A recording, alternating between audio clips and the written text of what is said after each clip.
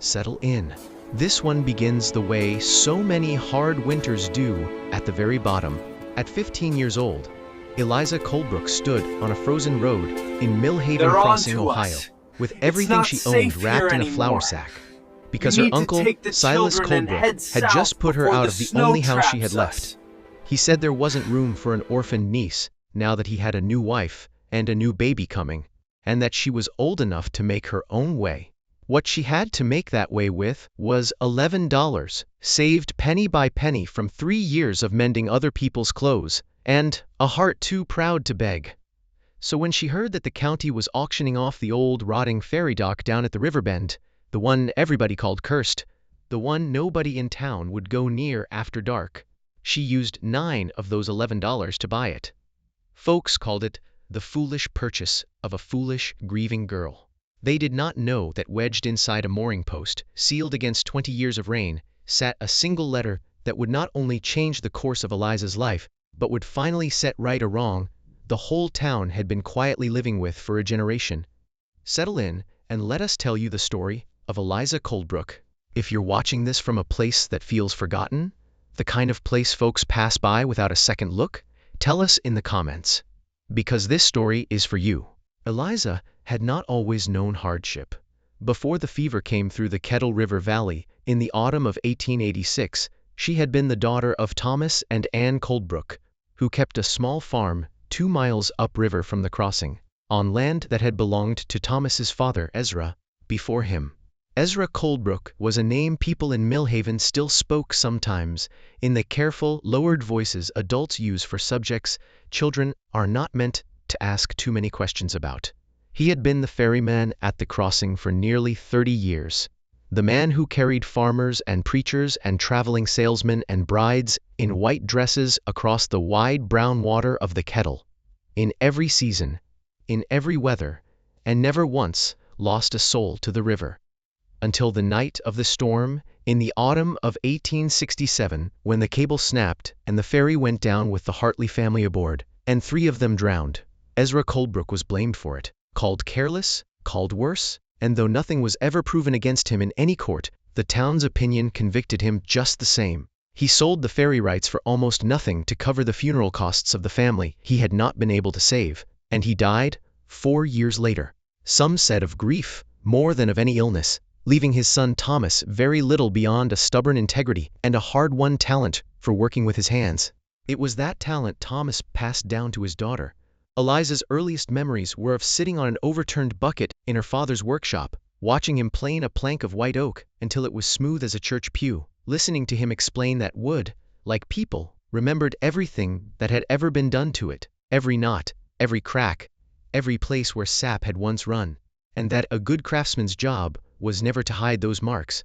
but to work with them, because that was where the strength actually lived. Her mother, Anne, had been a schoolteacher's daughter from Cincinnati before she married a farmer and moved out to the frontier edge of the valley, and she made certain Eliza could read beautifully and write in a clear, patient hand, telling her more than once that a woman who could read contracts and letters for herself would never be as easy to cheat as one who could not.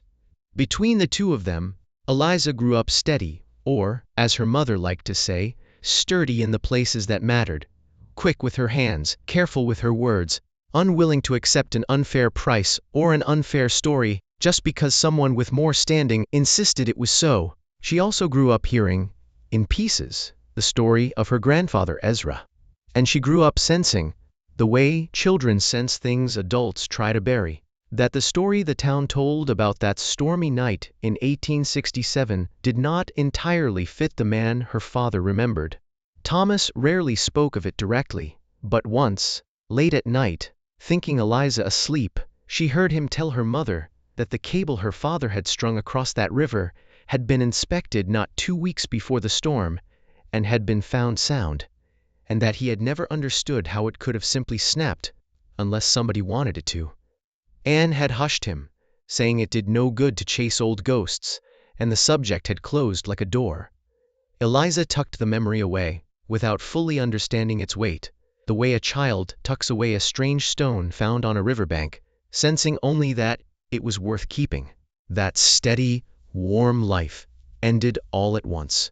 The fever that swept through the valley in 1886 took her mother first, in the space of 9 feverish days, and her father followed less than 3 weeks later, worn thin from nursing his wife, and unable to fight off what came for him next. Eliza was 14, and within a single autumn she went from being a farmer's cherished daughter to being an orphan with a small, mortgaged farm, and no one in the world but her father's younger brother, Silas, who arrived from 2 counties over to settle the estate and, as it turned out, to settle it entirely in his own favor. Silas Colebrook was not a cruel man in any showy or dramatic way. He was simply a small one, the kind who mistook opportunity for entitlement. He sold off most of the farm equipment and livestock to pay debts that were, Eliza later suspected, not nearly so large as he claimed, and he moved into the farmhouse himself with the excuse that a girl her age could not run a property alone. He kept Eliza on for a year as an unpaid hand, cooking, mending, tending what animals remained, and treated her less like family and more like hired help who happened to eat at his table. When he married a widow from the next township that winter, and she arrived already carrying his child, the arrangement he offered Eliza was simple and final. There was no place for her anymore, and she would have to go make her own way in the world, the way any grown woman of 15 ought to be able to do. She left with the flour sack containing 2 dresses, her mother's sewing kit, a small Bible, and the $11 she had earned doing mending work for neighbors over that long year, money she had hidden carefully, rather than hand over to Silas's household expenses, because some quiet instinct had told her she would need it someday. And someday had arrived faster than she expected. She walked the 2 miles down to Millhaven Crossing, because it was the nearest town of any size, and because, though she could not have said exactly why, something about the river pulled at her. It was there, standing outside the county clerk's office reading a notice pinned to the board, that she learned the old ferry dock and its small strip of landing were to be sold at public auction that very week, the county having finally decided to be rid of a property that earned no taxes and drew no interest, ever since a proper bridge had been built 6 miles upriver a decade before, and the ferry crossing had gone quiet. The starting price was almost nothing. People in town laughed about it, saying the county would probably have to pay somebody to take it. The dock had a reputation nobody could quite explain. Children were warned off it, old women crossed themselves walking past it, and even the auctioneer joked, not entirely kindly, that whoever bought the cursed old landing had better bring their own luck along with their money. Eliza did not believe in curses, but she believed, with a certainty she could not entirely explain even to herself, that the old ferry crossing belonged to her family in some way deeper than any deed could show, and that there was something down there worth having, even if she could not yet say what. When the auctioneer's gavel came down, nobody bid against her, and for 9 of her $11, Eliza Colebrook became the owner of a half-collapsed dock, a rotting landing platform, and 4 weathered mooring posts driven deep into the riverbank, the last standing remnants of the crossing her grandfather Ezra had once kept. She spent her first night there, wrapped in her shawl, on the dock's driest boards, listening to the Kettle River move past in the dark, and she told herself, more to keep her courage up than because she believed it fully, that a thing was never truly worthless just because everyone else had stopped looking at it. The dock, when she examined it properly by daylight, was in worse condition than even the auctioneer's jokes had suggested. Half the planking was rotted through, the pilings leaned at uneasy angles, and the little toll house that had once stood at the landing's edge was reduced to a footprint of scattered stone. But the 4 mooring posts, thick oak timbers her grandfather had set with his own hands, had survived nearly intact, their wood gone silver gray and hard as iron with age, the way good oak does, rather than rotting, when it is properly seasoned. Eliza began, almost without deciding to, the work of clearing debris and testing timbers, partly because she needed somewhere to sleep that was not entirely open to the weather, and partly because working with her hands was the only thing that had ever made grief feel bearable. It was on her 3rd day, running her palm along the nearest mooring post to check it for soundness the way her father had taught her, that she noticed something wrong with its shape. Near the top, where the post had been capped with a fitted wooden plug to keep rain from working down into the grain, the plug sat very slightly proud of the surrounding wood, as though it had been removed and reset at some point rather than left undisturbed for 20 years. She worked at it with the edge of her belt knife, expecting stubborn old wood, and instead found the plug came free with surprising ease, as if it had been oiled and fitted with more care than a mere weatherproofing measure would require. Inside, wrapped in a scrap of oiled canvas that had kept the damp mostly at bay, she found a single folded letter, the paper gone soft and brown at its edges, sealed with wax that had cracked but never fully failed. Her hands were shaking, though she told herself it was only the cold, as she carried it inside the leaning shelter of the old tollhouse foundation and unfolded it as carefully as she had ever unfolded anything in her life.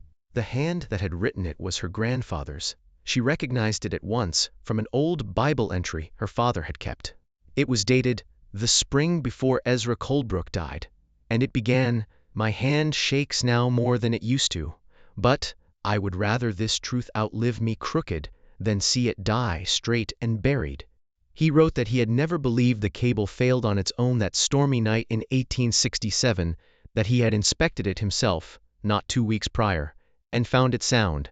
and that, in the years since, he had come to learn, though never in time or in a way he could prove before a judge, that the cable had very likely been weakened deliberately, filed thin at a point below the waterline where no casual inspection would find it, by a man who stood to gain everything from the ferry's ruin and Ezra's disgrace. He did not accuse lightly. He named the man plainly, a rising young merchant of the town at that time named Warwick Boone, who had for 2 years before the disaster been quietly buying up land along the riverbank, 6 miles upstream, at the exact spot where, within 3 years of the ferry's failure and Ezra's fall from grace, a new toll bridge was built. A bridge owned, in no small part, by Warwick Boone himself. Eliza sat with that letter for a long while before she read the rest of it, because the shape of it was already becoming clear to her, the way a bruise becomes clear before you ever touch it and feel the pain. Her grandfather had not been careless. Her grandfather had been robbed of everything, his good name, his livelihood, his peace, by a man who wanted the crossing gone, so that his own bridge could take its place and its tolls. The letter did not stop there. Ezra wrote that in his last working years at the crossing, before he was forced to sell, the ferry had quietly collected a modest surplus of toll money that he had never spent on himself, believing it belonged rightfully to the crossing and the people who depended on it, and that, rather than let it fall into the hands of a county that had never once defended him, he had hidden it, a small strong box of coin, buried beneath the flat stone at the base of the second mooring post from the north, the exact post in which this letter itself was hidden, with the hope that someday someone worthy of the crossing's memory would find both the money and the truth together, and use them not to enrich themselves, but to restore what had been so wrongly taken from the town. Eliza read the letter through twice more that evening, by the light of a small fire, and by the second reading, she understood 2 things with complete clarity. The first was that her grandfather had died believing himself disgraced when he was, in fact, an innocent man, wronged by greed dressed up as misfortune. The second was that Warwick Boone's name was still spoken with respect in Millhaven Crossing, because his son, Cornelius Boone, now ran the very bank that held half the mortgages in the valley, and sat, by long custom, at the head of the town council, and that if she meant to prove any of what her grandfather had written, she would be accusing one of the most powerful families in the county of a crime committed nearly 20 years before, with nothing to support her but the shaking handwriting of a dead man the town had already convicted in its own memory. She did not sleep well that night, not from fear of the cold or the river, but from the terrible, thrilling weight of suddenly understanding exactly why she had felt pulled to that ruined dock in the first place. The following days, Eliza moved carefully. She did not run into town proclaiming her grandfather's innocence, because she understood, with the instinctive caution her mother had raised in her, that an unsupported accusation against a powerful family would be dismissed before it was even properly heard, and might well cost her the little she had left. Instead, she went first to the base of the second mooring post from the north, exactly as the letter described, and worked at the flat foundation stone there for the better part of a day with a borrowed spade,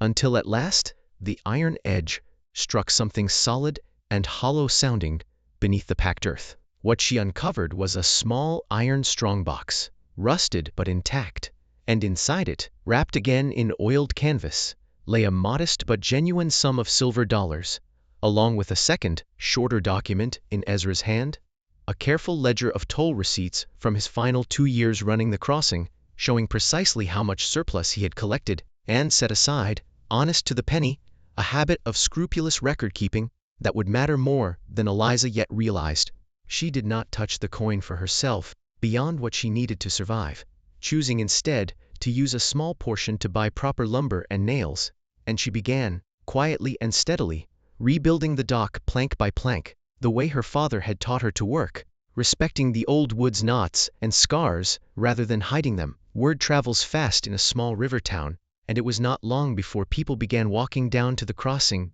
simply to see what the orphaned Coldbrook girl was doing with her foolish $9 purchase. And what they found, more often than not, was a young woman working from dawn until dark with a competence that surprised them, restoring a landing that had sat forgotten and unloved for a decade. It was during this quiet rebuilding that Eliza allowed herself, carefully, to begin asking questions of the town's oldest residents, framing her curiosity as simple interest in her grandfather's history rather than accusation.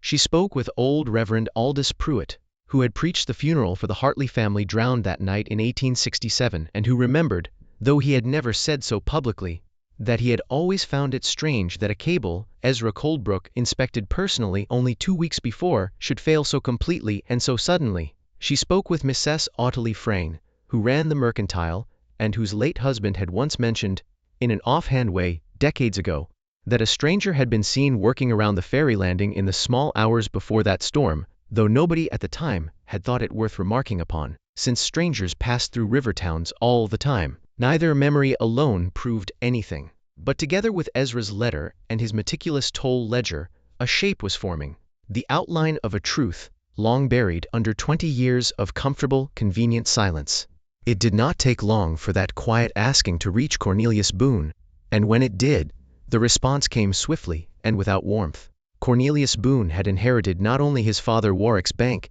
and standing, but also, it seemed, a keen instinct for protecting whatever needed protecting. He arrived at the ferry landing himself one gray afternoon, dressed in a fine dark coat, entirely unsuited to the mud of a working dock, and he was, at first, all smooth and reasonable concern, telling Eliza that a girl alone had no business rebuilding a property with no real value, that the county would likely reclaim it for unpaid assessments regardless of her efforts, and that he would, out of pure neighborly generosity, offer to buy the land from her outright at a price considerably better than the $9 she had paid, so that she might use the money to build a decent life for herself elsewhere. Eliza thanked him for his concern and declined, as politely as she could manage, and it was in the flicker of irritation that crossed his face at her refusal, brief but unmistakable to someone who had spent a year learning to read the small tells of people who believed themselves unwatched, that she understood how badly he wanted this particular piece of riverbank gone from her hands. When she did not sell, his manner changed. Within the week, the county assessor arrived unannounced to inform her that her purchase might be voided on a technicality regarding unpaid back taxes on the land predating the auction, a technicality nobody had mentioned when she bought it. Around the same time, 2 of the local men she had hired to help with heavier timber work suddenly found themselves unable to continue, one citing a debt called in early by the Millhaven Bank, the other simply avoiding her eyes when she asked why. It became clear, without anyone saying so plainly, that Cornelius Boone intended to starve her out of the crossing by whatever quiet means were available to a man who held half the valley's debts in his ledger. Eliza did not despair, though she came close to it more than once in the cold hours before dawn, sitting alone by her small fire, with her grandfather's letter pressed flat beneath a stone to keep the river damp from curling it further. What steadied her, in the end, was the memory of her mother's voice telling her that a woman who could read for herself could never be so easily cheated, and the memory of her father explaining that the strength of good wood lived exactly in the places it had been tested. She decided that, if Cornelius Boone wanted to fight her quietly, in the shadows of debts and technicalities, she would answer him instead in the open, in front of the whole town, where a name once wrongly ruined might finally be repaired in the same public manner it had been destroyed. She wrote, in her mother's careful hand, a full account of what she had found, her grandfather's letter, the toll ledger proving his honesty, and the modest but real testimony of Reverend Pruitt and Mrs. Frayne regarding the strange circumstances of that long-ago storm, and she requested, through the Reverend's good offices, that the town council hold an open meeting at the church hall, the one public forum in Millhaven Crossing, that even a bank owner could not simply refuse without appearing to have something to hide. The meeting was well attended, curiosity alone drawing half the valley in from their farms on a cold evening in early spring, and Cornelius Boone arrived, composed and confident, clearly expecting to dismiss the claims of an orphaned girl, with a few smooth words about grief clouding a young mind. But Eliza had learned patience from a father who worked wood, and precision from a mother who taught letters, and she did not accuse, she simply read. She read her grandfather's letter aloud in full, in a steady voice that did not waver even when it trembled with feeling, and she read the toll ledger's careful figures, and she asked Reverend Pruitt and Mrs. Frayne, present in the hall, to share what they themselves remembered, which they did, plainly, and without exaggeration. What undid Cornelius Boone in the end was not any single piece of evidence, but the accumulation of them laid side by side in public view, forming a shape that matched too precisely his own family's fortunes to be coincidence. A struggling ferryman disgraced, a competing bridge built soon after by the very family that gained from his ruin, and now, 20 years later, that same family's heir working urgently and secretly to force a Coldbrook off this particular strip of riverbank the moment old evidence threatened to resurface. He tried, at first, to laugh the accusations away as the fanciful grief of a bereaved girl, but the hall had grown very quiet, and quiet halls in small towns have a way of remembering exactly who spoke and who stayed silent. When he attempted to leave, rather than answer directly whether his father had ever purchased riverbank land near the bridge site before the ferry's failure, old Mr. Halverson, who had kept the county land records for 40 years and asked no favors of anyone, stood and confirmed, from memory and later from the record book itself, that Warwick Boone's purchases indeed predated the disaster by nearly 2 years. Cornelius Boone did not go to prison that night, for the wrong committed against Ezra Coldbrook was old enough, and the direct proof of sabotage thin enough, that no court could likely have convicted a dead man, let alone his son, for a father's sin. But something quieter and, in its way, more fitting took place instead. The town's respect, which had been Cornelius's true inheritance, far more than his money, began to withdraw from him that very evening, the way water withdraws from a bank it no longer trusts. Within a season, families quietly moved their mortgages and their trust to a rival bank 2 towns over, rather than continue under his roof, and the toll bridge he had always claimed proudly as his father's great achievement to the valley came to be spoken of, instead, as the structure built upon a good man's ruin. Cornelius Boone did not vanish or suffer any dramatic downfall. He simply grew smaller in the town's eyes, year by year, until his name carried none of the weight it once had, which is, we think, its own kind of justice. The slow, unglamorous kind that comes not from punishment, but from truth finally being allowed to stand in daylight. Eliza, for her part, did not use the recovered silver or her grandfather's vindication to enrich herself, though no one in town would have begrudged her a comfortable life after everything she had endured. Instead, true to the intention written in Ezra's own hand, she used what remained of the coin, along with the small tolls the rebuilt ferry soon began earning again, to establish the crossing once more as a public service to the valley, charging only enough to maintain it properly, and setting aside a portion each season specifically to help other families in the valley who found themselves, as she once had, orphaned, or otherwise cast out, with little but their own 2 hands. The Coldbrook Crossing Fund, as the town came to call it modestly, helped no fewer than half a dozen young people in the years that followed, each of them given a small stake to start honest work, rather than being left to the mercy of relatives who saw them as burdens rather than family. And so we return, as we always do, to where we began, to a 15-year-old girl standing on a frozen road with a flour sack and $11, having just been cast out by an uncle who could not see her worth. It would have been easy, and understandable, for Eliza Coldbrook to have spent that small remaining fortune on nothing more than a warm room and a hot meal, to disappear quietly into whatever hired work a friendless orphan girl could find, and no one could have faulted her for it. Instead, she spent 9 of those $11 on a cursed, forgotten dock that everyone else in the valley had long since written off as worthless because some part of her, perhaps inherited from a grandfather she barely remembered, refused to believe that a thing's value could be measured only by what everyone else assumed it was worth. Inside a weathered mooring post, sealed against 20 years of river weather, she found not just a letter, but her family's true name, and in restoring both the crossing and the truth, she gave the whole valley back, something it had quietly lost the night that cable snapped in 1867, its faith that patience and honesty, however long buried, could still rise to the surface in the end. Thank you for spending this time with Eliza's story, and with all the quiet, overlooked corners of the world, it asks us to look at a little differently. If her story moved you, we would be grateful if you shared it with someone who might need the reminder that worth is not always where the world expects to find it, and we would love to hear from you in the comments. What is a time you found real value in something everyone else had already written off?